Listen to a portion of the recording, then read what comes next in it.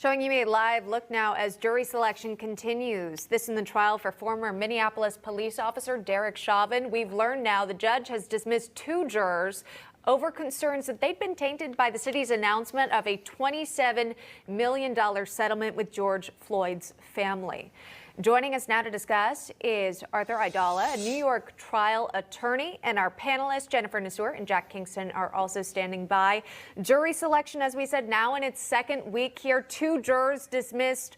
Arthur, why is seating jury members and actually keeping them such a challenge in this case? Well, let's face it, this is an international case with tremendous media focus on it and tremendous pressure on those jurors. And those 2 jurors who were dismissed, they should be lauded as almost as heroes because they admitted to the judge in the middle of jury selection, but they had already been chosen to be one of 7 that were chosen. You got to get 12 altogether and then the alternate, that they heard about the astronomical sum of $27 million awarded to George Floyd's family from the city. And those 2 jurors said, listen, basically that sum of money is so enormous, it seems that Minneapolis has already decided that this police officer did something wrong, and it's going to be very hard for us to be impartial. Right. The other 5 was not going to affect their ability to be fair and impartial. So that's why you've already eliminated 2. I think they're up to 100 jurors, being questioned at this point.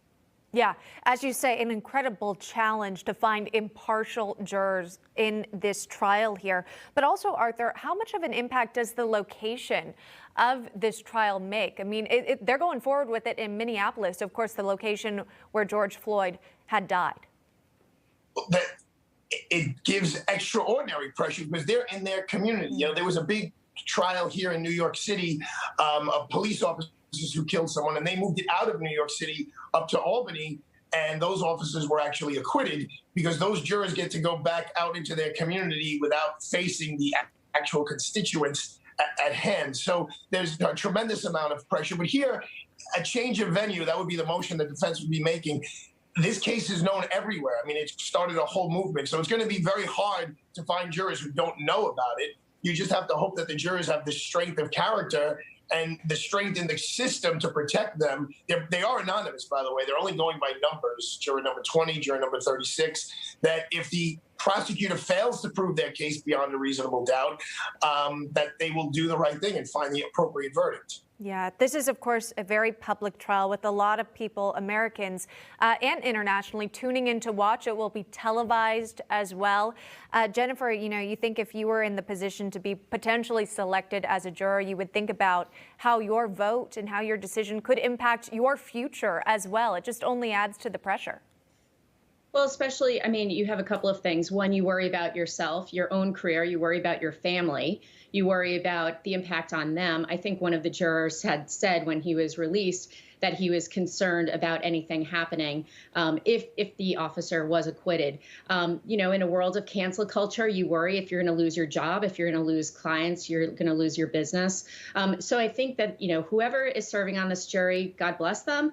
They are definitely doing their civil duty by serving. And we just have to hope that they make the right decision and they listen to all of the evidence that they hear. And Jack Kingston, we've already seen crowds of protesters gather in Minneapolis, already some reports of an autonomous zone of some sort setting up. It does make you wonder if the city is bracing for what could come if the decision doesn't go the way those crowds want it to go. The city is bracing, as they should be bracing. But, if you think about it, if a hurricane came through your town and caused millions of dollars worth of destruction, everybody in the city would know about it. And so what Mr. Aidala is saying, there's no way you could find an impartial person because everybody has some sort of opinion on this case already.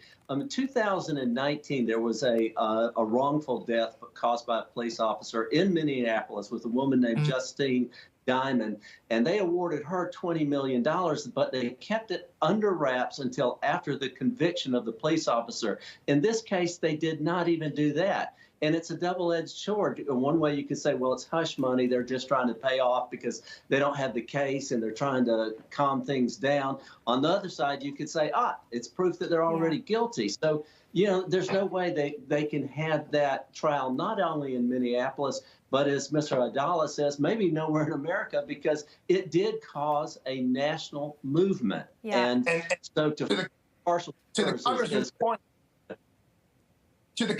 point, you didn't need hush money. There was no reason why the award needed to be done, the week of jury selection. It could have been done immediately after the verdict. Sure. It's troubling. It's troubling that they interfered with the justice system the way they did. Well, now Chauvin's attorney is arguing that is cause for at least delaying the trial. Do you think that would be successful? Well, obviously, that's a decision totally in the judge's discretion.